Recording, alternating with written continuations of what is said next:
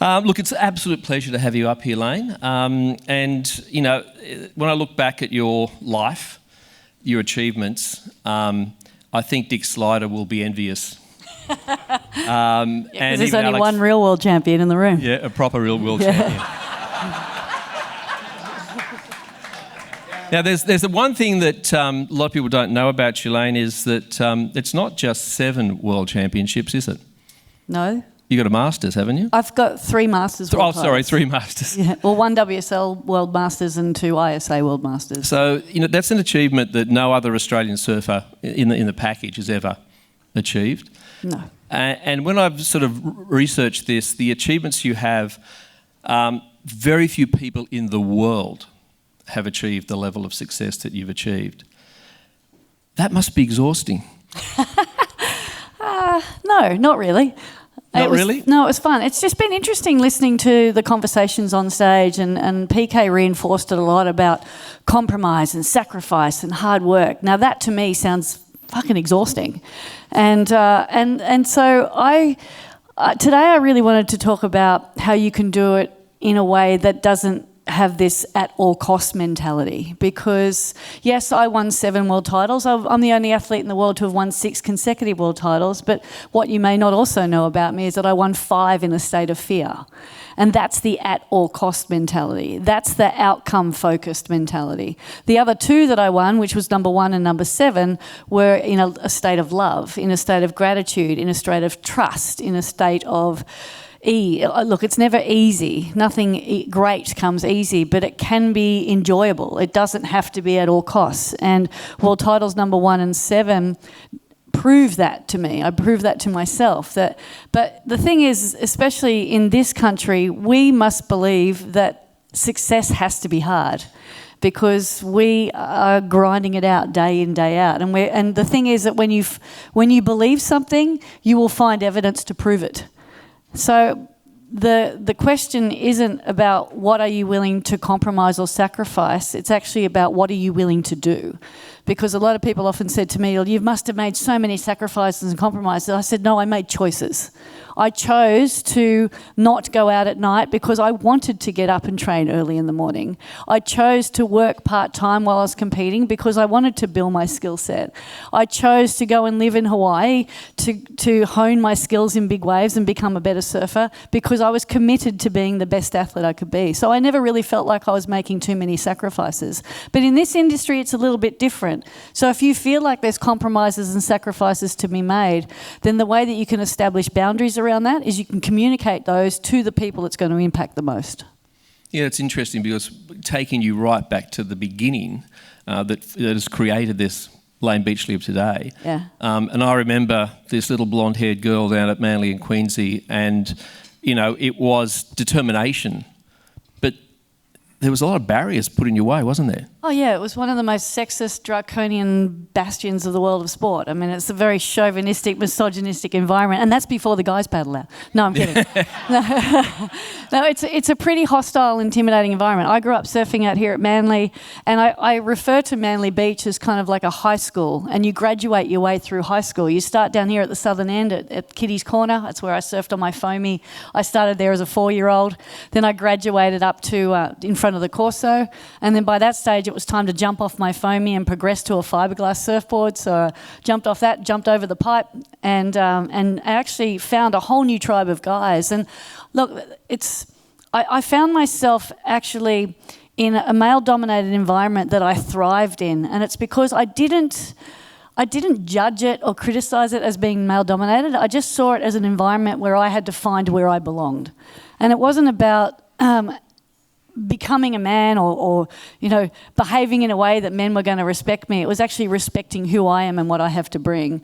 And then I found a tribe, and then I moved up here in year 10, I moved up towards Midstane, and then when I hit year 11, I went to Northstane, and Northstane was where I encountered the most amount of hostility, and that's where guys would give me a really hard time. And there was there were 2 things that enabled me to overcome the hostility and challenges that I encountered up there.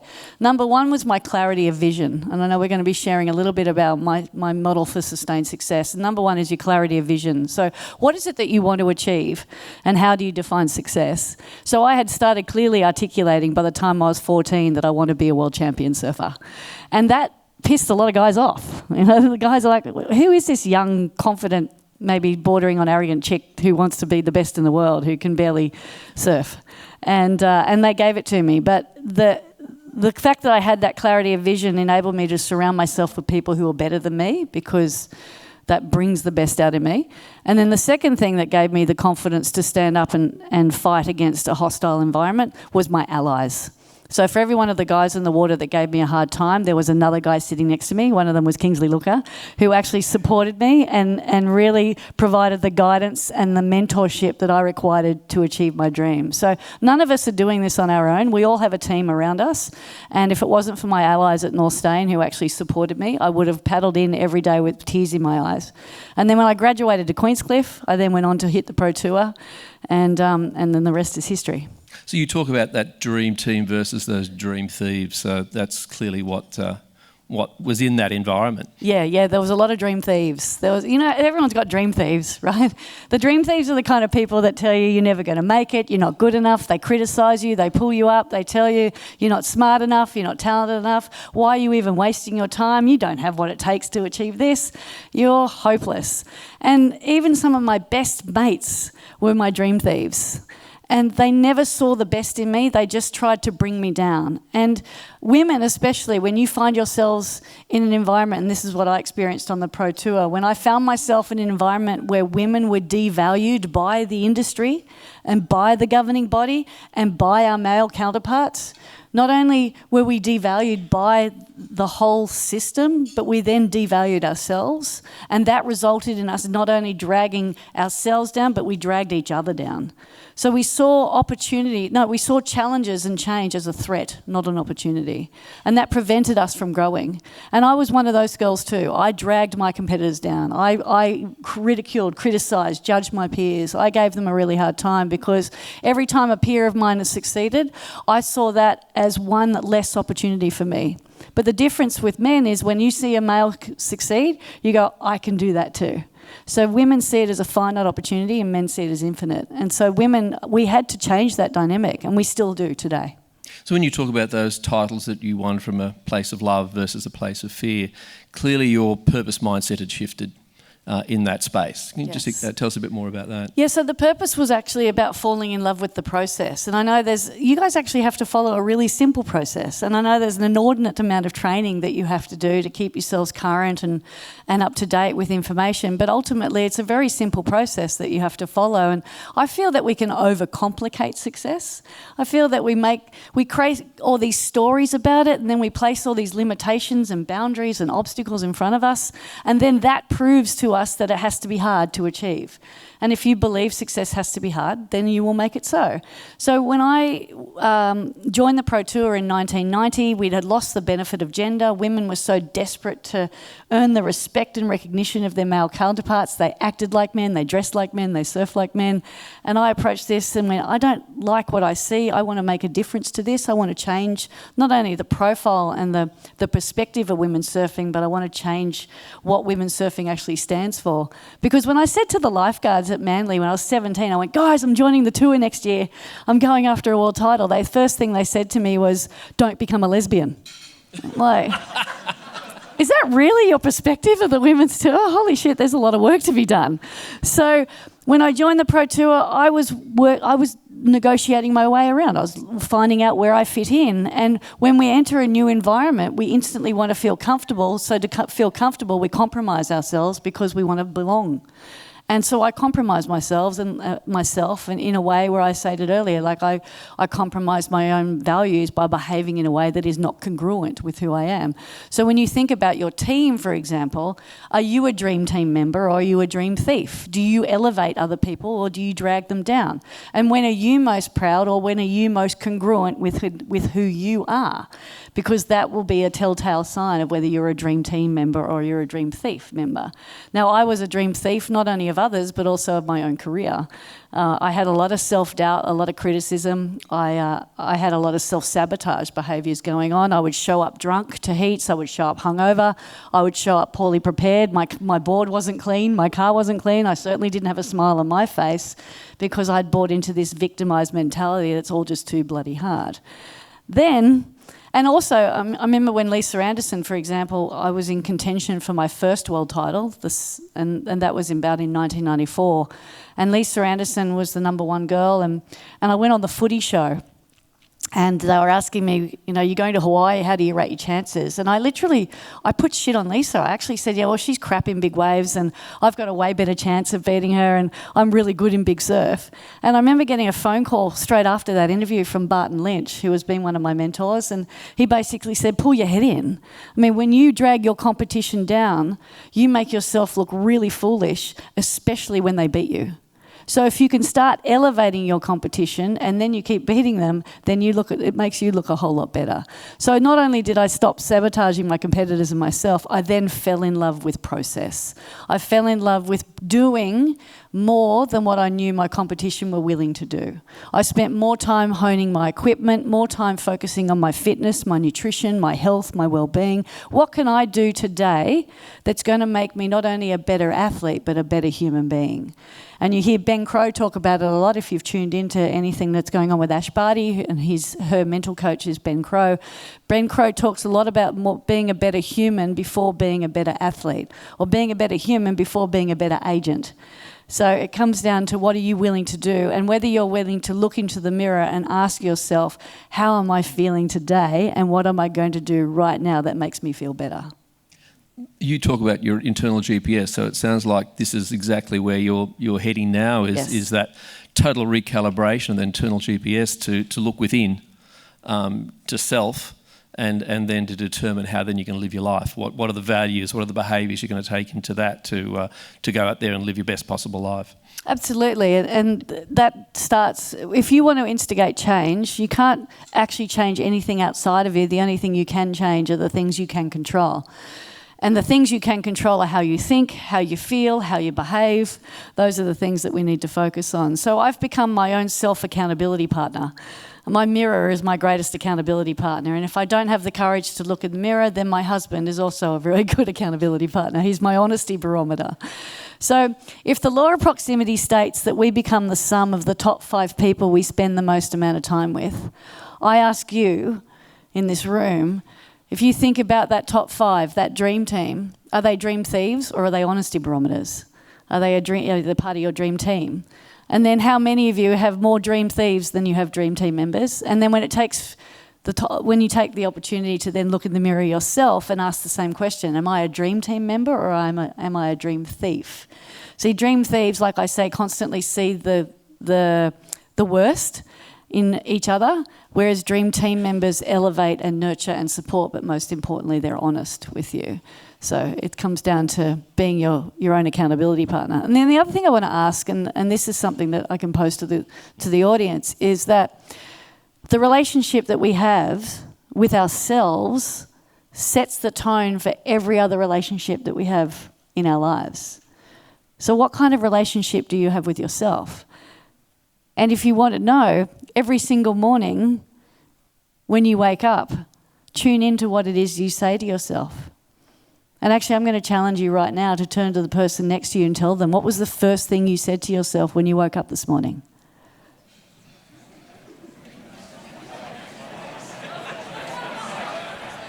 Okay, thank you. It's an interesting exercise to do. So hands up if what you said to yourself when you woke up this morning had a negative connotation to it. Own it. Come on, be honesty barometers. Own it. Thank you. Hands up if it had a more positive connotation to it. You're so good looking, I just looked straight in the mirror. Just said you're so good. There's delusional things in the morning, isn't there? Yeah. Denial is a river in Egypt. Anyone want to share some insights? I want to... Who had a negative thing to say this morning to themselves? No one's going to put their hands up. Yeah. What did you say? I'll be happy to share. Thank you. I got out of bed, and the first thing I said to myself this morning was, man, I'm running on empty. Yeah, right. So he got out of bed and the first thing he said to himself this morning was, man, I'm running on empty. So these messages, if we tune in to what we're saying to ourselves, because we each have between 50 to 70,000 thoughts a day, and if we're constantly tuning into a negative radio station, it has a negative impact on our lives.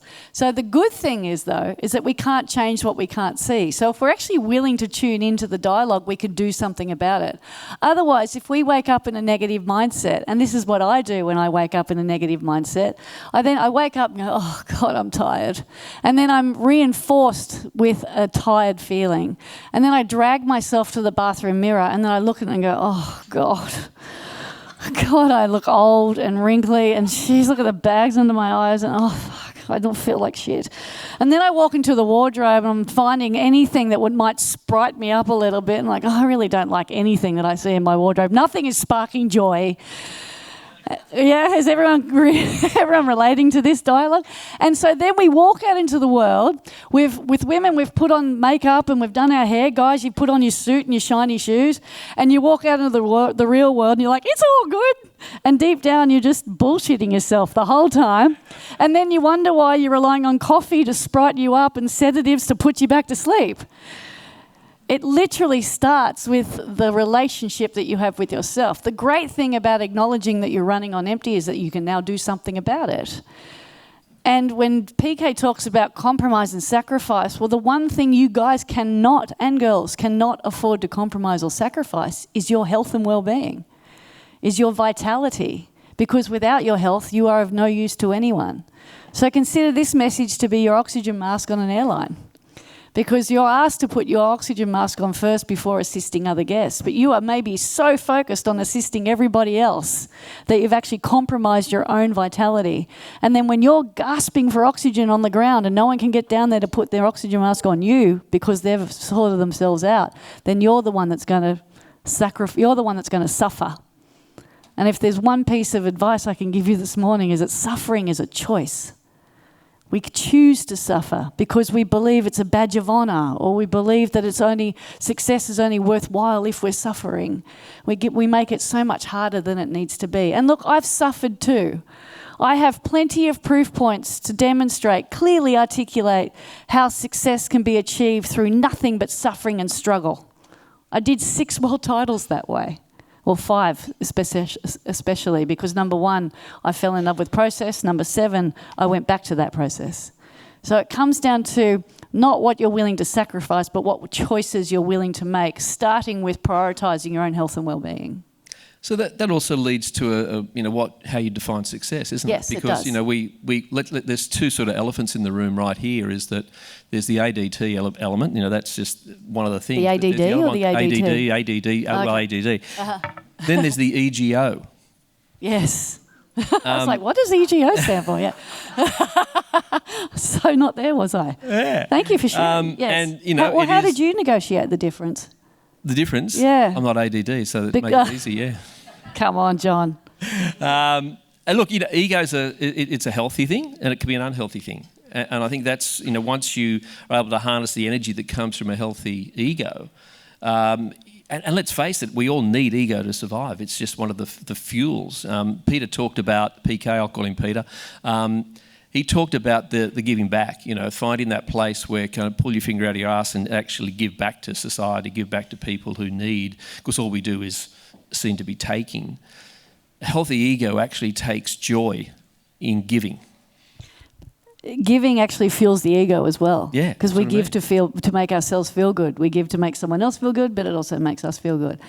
So, if you read any Eckhart Tolle work, then the ego is actually the demise of human beings because, we can convince ourselves that there's healthy ego and unhealthy ego. The fact is that every single one of us has an ego. I have an ego, you have an ego. The challenge with our egos is it's its job to keep you in a life of mediocrity. Like ego wants to control you. and the more it controls you, the more you are right. Because as human beings, we'd rather be right than happy. So the way the ego validates you, because we all love to be validated, is that if you're standing on the precipice of an opportunity and in your mind you go, oh no, I'm not ready, or no, I'm not smart enough to do this, or I'm not qualified to fulfill this obligation, and you step back from it, the ego celebrates and says, yes, see, told you so, and now you are validated, now you are right. The opportunity as human beings is actually to step past the ego, is to get out of the ego and get back into our hearts, to connect with who we truly are. When we are most congruent with who we truly are, then we actually supersede our ego, then we fulfill our greatest potential. Otherwise, it's just a self-gratification, isn't it? Absolutely. Yeah. It's very gratifying. That question of success, defining success, it's different for everyone, isn't it? Yeah. But what's the thing that you find is the common component in that? Or is there a common component? Or is it different for everyone? It is different for everyone. So if I asked for another hand raise this morning, who defines success as having the most amount of money in the bank? Oh, come on, be honest. You're all in this to make money. Thank you. There's one honest person at the back of the room. Who defines success as having the shiniest cars, the shiniest toys? All right. Who defines success as being the most successful agent? None of you. Great. You're in a really good industry right now. All right. So there could be an honesty issue. Yes, there seems to be. All right. Someone tell me, Kingsley, how do you define success? I would just disguise it as... Disguise it? I would say it's a combination of your relationships with people. Yep. Kind of the way that they look at you and respect you, and how you feel about yourself. Okay, so Kingsley basically said that the way he defines success is through his relationship with people, the way in which the transparent style of communication that you have with people and how people perceive you. So that's both extrinsically and intrinsically aligned. So how each one of us defines success will then determine the actions that we take. And so it comes down to, once you've clarified your vision, then you've got to ensure that the action that you're taking is in support of that. How I defined success when I was 21 is very different to how I define success today. And as our definitions evolve, as we evolve as human beings, and our values evolve as we evolve as human beings. So today, my definition of success is waking up with the energy to be my best every day. That's my definition of success, because I know the one thing that fuels my behaviour, that fuels my quality of life, is energy. And if I'm depleted of energy, then I'm responsible for either clearing my diary or saying no to something. I'm responsible for monitoring my own health and well-being. I'm responsible for living a life that I love by design, not by default. So that's what I believe, to me, today is my definition of success. I've obviously, as a pro surfer, I never really had any connection with money. I earned $500,000 a year in prize money in 19 years on tour. So money wasn't a driving factor for me. And one of the best pieces of advice I ever received, that when I started earning money, and this is in 1996, I was on 20 grand a year, I started investing every bit of prize money into real estate. All of my peers invested a lot of money in shiny things, in all the greatest cars, the toys, and now all of them have had to sell all of their assets, and I have a very robust property portfolio that keeps me going day in, day out. So clearly your vision shifted massively as a result of that. You knew exactly where that vision was taking you. As an athlete, I did. And I must admit that when I retired... But even in life as well. I mean, that's... In life, yeah, because... Look, I've always considered myself to be unemployable. I love to do what I want to do. I love having freedom, but I also know structure creates freedom. And one of the biggest issues I have is saying no, because I have a massive fear of rejection from being a little adoptee. I always saw the world as being something that could reject me as opposed to being accepted by it. And that's my own conscious bias that I've had to work through. But ultimately, my vision was literally to leave the world in a better place than where I found it. And a lot of our visions or our values have emanated from voids. I remember when I first met a world champion down here at the Coke Classic, and I asked him for his autograph and he dismissed me, and I was 10 years of age. And I thought right then in that moment, if I ever become popular or famous enough where someone's going to want my autograph, I'm going to make the time. Because as we all know, especially as agents, that there's no second chance at a first impression. And that 10 seconds, that first 10 seconds will either make or break a deal. So what story are you telling by how you show up, who you choose to be, and how you want to make people feel? That will determine whether you become successful or not. Well, Layne, thank you so much. I think our time is up, but I want to just let everyone know that Layne's life adventure now is a thing called the Awake Academy. And if you have anyone in your life that needs awakening, that needs some direction, that needs just a new way to shift their mindset, to go into a place of flourishing rather than a place of fear or a place of struggle. I would highly recommend that you look up. It's very simple, the Awake Academy. You Google it, you'll find it. And it's coming from a place of, and I love this, the fun, flow and freedom. You know, that to me sums up exactly what you've created, and it's an amazing initiative. So congratulations, and thanks for your support for Rise last year as well. Rise conference, just a little plug here on at the end of May in Melbourne, so tickets coming your way. But I just want to finish this talk on just a quote, and this is from an old friend of mine who passed away last year. He wrote an amazing book, and it's called The Happiest Man on Earth, Eddie Yaku. Now, Eddie Yaku was a real estate agent from the eastern suburbs. Many of you may not know that. But this book is quite extraordinary, and I would recommend it to everyone. And one of his quotes, and I've been sharing these quotes with the team this week, is the shortest quote imaginable. Kindness is the greatest wealth of all. And if we can just become a kinder person, wow, we've achieved a lot in life, haven't we? Especially to ourselves. Yeah. And as a person who openly admits that I used to criticise, judge and bring people down, I now stop myself when I'm about to say something I know can be considered to be hurtful or disrespectful, and I ask myself, is it true, is it kind, is it necessary? And that can actually stop you from saying anything that you know could be quite hurtful. Great, thanks. I should also mention Eddie was a Holocaust survivor. Yeah, he's amazing. Lived to 101. So real estate great agents, book. PK, you can get past 80. It's okay. Yes, PK. So thanks so much, Layne. A big round of applause for Layne.